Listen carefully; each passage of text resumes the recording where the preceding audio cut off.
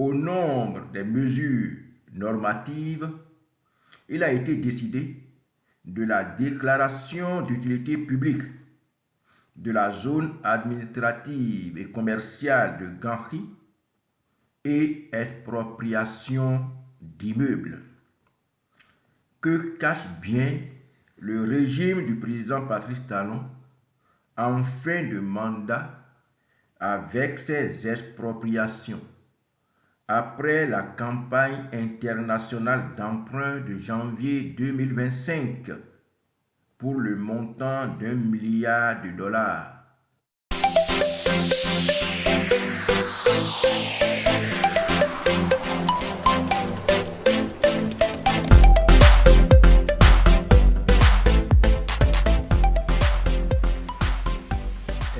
Expropriation tous azimuts sous Patrice Talon, pour quelle finalité? Expropriation pour cause d'utilité publique. Une farce peu connue sous l'ère du renouveau démocratique. Avant le régime de la rupture, l'opération d'expropriation pour cause d'utilité publique a eu quelquefois lieu pour permettre la construction de routes ou d'infrastructures publiques. Si, sous le régime de Boni Yayi, l'expropriation n'était pas vécue avec autant de peine par la plupart des propriétaires, c'était parce qu'elle se réalisait avec leur consentement et après juste et préalable dédommagement. Sous le régime de la rupture de Patrice Talon, en revanche, elle est source de lamentation, de larmes, de douleur et de grincement de dents. Les propriétaires sont privés de leurs biens sans négociation et avec brutalité. Des rêves de vie partis en fumée. Je m'appelle Ignace Germain Ouissou. Je suis franco-béninois. Je suis arrivé depuis 14 mois à Cotonou parce que j'ai appris qu'on va faire des casses sur la route des pêches. Et c'est là où j'avais initié mon projet de vacances. Donc je suis en plein chantier avec un grand bâtiment de 500 mètres carrés au sol, piscine de 25 mètres de long, bungalow, des plantations de nos produits tropicaux, citron, banane, chap-chap. J'ai écrit aux autorités du milieu, j'ai envoyé un document au ministre de cadre de vie, document à NDF. Jusqu'à ce jour, je n'ai jamais reçu de réponse. Au jour d'aujourd'hui, on vient de casser ma résidence en chantier. On a rendu en bouillie ma piscine, le bâtiment, tout. Et ça, on me dit qu'il y a un projet d'utilité publique. Et pourtant, mon domaine a un titre foncier. Il doit avoir une indemnisation au préalable. J'ai eu 2 rencontres depuis que je suis là. La première, j'ai assisté à une réunion d'information du ministre du cadre de vie au ministère des Affaires étrangères. La deuxième rencontre, c'était avec le DG de Sumo. En ce qui me concerne, il a déclaré que mon dossier est compliqué parce que je détiens un titre foncier.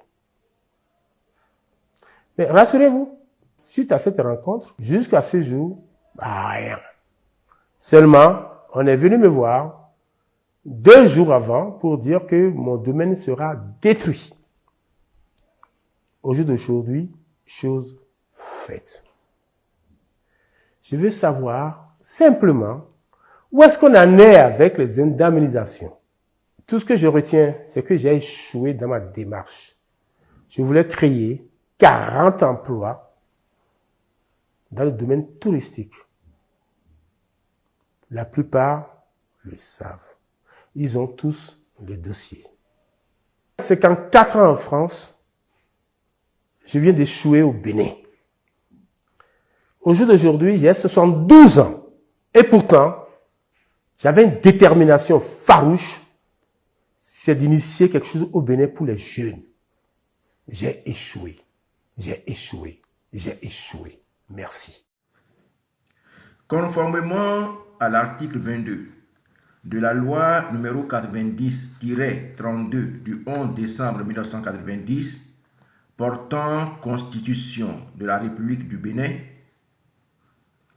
toute personne a droit à la propriété. Nul ne peut être privé de sa propriété que pour cause d'utilité publique et contre juste et préalable dédommagement.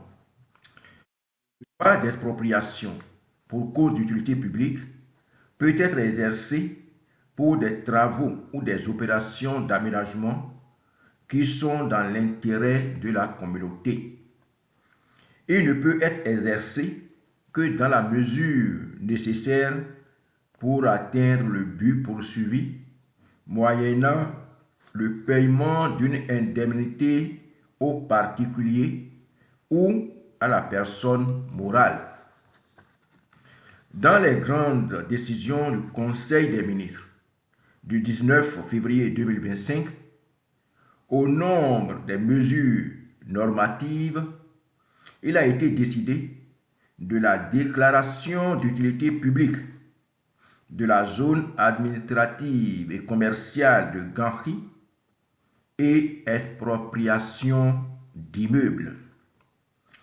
Que cache bien le régime du président Patrice Talon en fin de mandat avec ses expropriations après la campagne internationale d'emprunt de janvier 2025 pour le montant d'1 milliard de dollars, soit environ 637,5 milliards de francs CFA sur le marché financier.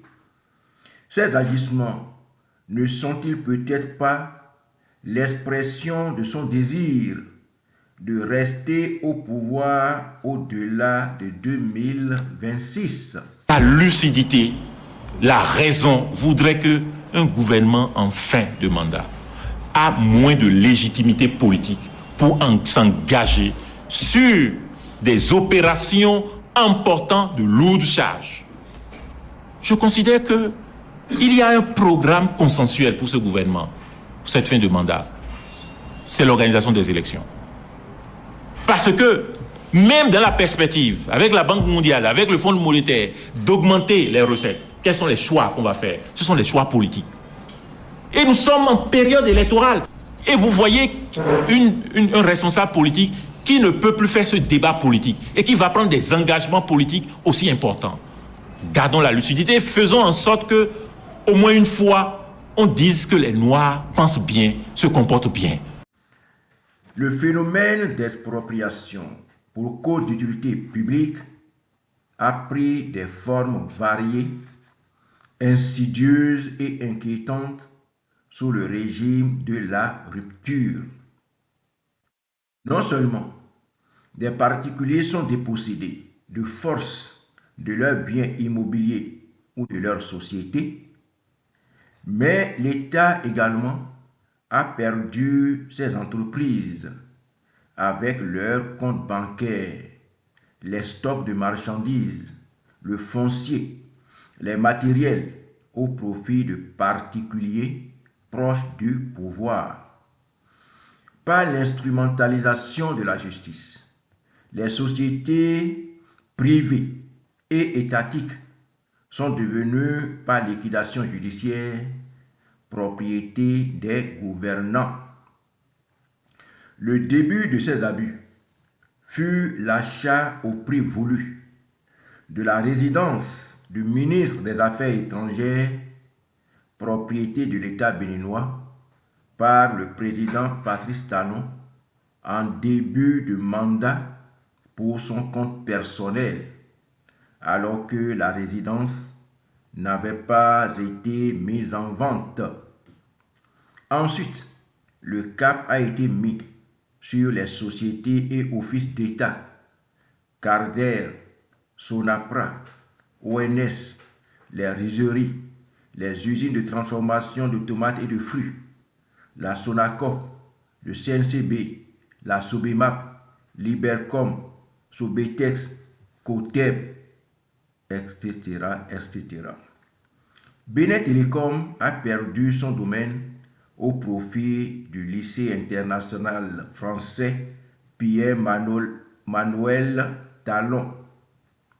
Aucun secteur viable et vital de l'État n'a échappé à l'appétit vorace du prince. Les hôtels, les usines et autres sociétés prospères de particuliers n'ont pas échappé à la liquidation pour passer dans le patrimoine privé du clan. La rage d'expropriation a débuté par Glodjibé, où des parcelles ont été arrachées à leurs propriétaires contre une indemnisation insultante de 75 francs CFA le mètre carré. Petit à petit, le champ d'application s'est élargi à la route des pêches, Togbin jusqu'à Ouida. De grands immeubles de luxe ont été démolis et les terrains revendus entre copains au pouvoir. Prends la vidéo. Si vous ne pouvez pas payer le dédommagement d'avoir volé le tirez. Le dédommagement pour libérer. Et vous ne pouvez pas payer. Tirez. Il n'y a plus de justice, non? Il n'y a plus de droit. Il n'y a plus de loi. Tirez sur moi, je vous en prie. Je vais en finir. Tirez sur moi. Tirez sur moi, je vous en prie. Tirez sur moi. L'expropriation n'a pas épargné les propriétaires qui ont des parcelles en bonne position avec prolongement à la plage à Sémé. Voilà la nouvelle qui tombe. Il paraît que tout le secteur de Okun-Sémé est déclaré d'utilité publique et toute la zone va être rasée. Donc voilà de quoi il s'agit. Il paraît que tout ça va être rasé sur 500 mètres jusqu'à la forêt. Donc notre domaine, on vient d'y mettre des inscriptions. Donc ça c'est là à casser. Donc tout ça doit être rasé, il paraît, jusqu'à la plage. Pourtant ce sont des domaines avec petits fonciers. Donc là c'est à raser sur 500 mètres de profondeur. Donc voilà, ça c'est un de mes premiers domaines. Ça c'est un domaine de 3200 mètres carrés que j'ai ici, qui sera rasé. Donc voilà, jusqu'à la plage, hein, sur plus d'1 kilomètre et quelques. Sur près de 2 km sur près de 500 mètres. Ils sont venus avec les forces de l'ordre. Donc c'était tout un contingent d'hommes en armes qui sont venus. Et voilà ce qu'ils ont écrit sur les maisons. Alors, moi, j'ai ma base logistique ici. J'ai mon studio d'enregistrement là. J'ai un petit pied-à-terre pour moi-même. J'ai des bureaux. J'ai une partie de mon administration qui est là, puisque c'est une annexe. Donc, tout ce que vous voyez là est à casser. Donc, c'est ce que vous voyez là. Moi, ça c'est... Comme vous pouvez le voir, c'est une annexe de logistique assistance. Donc, c'est l'annexe de Okun-Sémé. Donc, logistique assistance, comme vous pouvez voir. Ça, c'est ma devanture. Et voilà. Ici, j'ai 2400 mètres carrés. Un peu plus loin, j'ai d'autres domaines, mais tout est à casser à ce qui paraît. Donc, 4 de mes domaines vont être impactés. Donc, c'est ce que vous voyez là, à casser. Tout ça est à casser. Alors, mes domaines donnent sur 2 rues. Ce sont des domaines qui donnent sur 2 rues. Pourtant, c'est des choses qu'on a acquises depuis... Ça fait 17 ans. 17 ans que j'ai acquis tout ça. Alors, il n'y a pas eu de préavis, il n'y a rien eu. Donc ça, c'est l'intérieur du domaine. C'est ce que vous voyez là. Donc tout ça doit être rasé. Ça sort sur une 2e rue. Mais toute la zone doit être rasée. Toute la zone, sans exception. C'est ce qu'on est en train d'apprendre. Ça sort sur ici aussi. Donc vous pouvez voir, voilà ce qu'ils nous ont mis là aussi. Donc ça c'est l'arrière. Donc c'est l'arrière, ça c'est à casser. Donc c'est tout ça. Donc toutes les maisons sont à casser. Je pense qu'il y a plus de 300 ou 400 maisons à casser ici. Ça c'est l'hôtel 241 qui est en face de moi. Il y a des hôtels, il y a des églises, il y a... Donc il y a, je sais pas, des centaines de maisons à raser. Donc c'est un peu ça. Bon, le problème maintenant c'est de savoir quelle est la conduite à tenir et quel est le délai qu'on nous donne pour commencer à débarrasser nos effets. Quel est le délai qu'on a? Donc c'est un peu ça. Voilà. Donc au Coussemain, on est aujourd'hui le vendredi, je pense qu'on est le 24, voilà, vendredi 24. Donc c'est ça. Tout grand espace dans Cotonou où le Grand Nokoué doit passer dans le patrimoine privé du clan au pouvoir. Les domaines du camp Guézo de Cotonou, de l'OCBN, le centre artisanal de Cotonou, l'ancien ministère des TP en face du port autonome de Cotonou, l'emplacement du marché international de Dantokwa qui est démembré pour être relogé à Kourounou et à Adjagbo.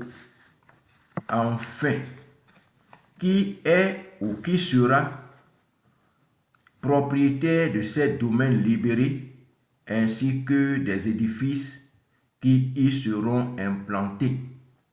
L'État ou des particuliers? Chers compatriotes, le Bénin n'est pas un royaume, mais une république. Par conséquent, certaines décisions dépassent la seule compétence du chef de l'État. En raison de l'importance stratégique, de l'histoire et du rôle socio-économique du marché international du Dantokpa, par exemple, dans le développement du Bénin, son déplacement ne peut relever de la seule volonté du chef de l'exécutif, même si c'est le gouvernement qui définit la politique nationale du pays. Le débat devrait se faire au sein des corps constitués, des universitaires, des chefs traditionnels et religieux, des notables, des groupements de femmes, des structures fêtières, la Chambre de commerce et d'industrie, la Chambre d'agriculture, la Chambre de l'artisanat, l'Assemblée nationale, après le rapport d'un groupe pluridisciplinaire. Si toutes les institutions de la République n'avaient pas été vassalisées et soumises au chef de l'État, aucun président depuis 1990 ne s'est donné autant de liberté contre les intérêts supérieurs de la nation et le bonheur des citoyens. Un siècle ne suffira pas à vider les contentieux nés de la gouvernance de Patrice Talon et à amortir le stock de dettes qui sera laissé après ces 10 ans de pouvoir à la tête du pays. Force vive de la nation, réveillez-vous. C'est notre avenir et celui de nos enfants qui est ainsi hypothéqué par un groupuscule d'individus avides de gains. Enfants du Bénin, debout, Kenotin, Agossou, Valentin, je vous remercie. Que Dieu bénisse le Bénin.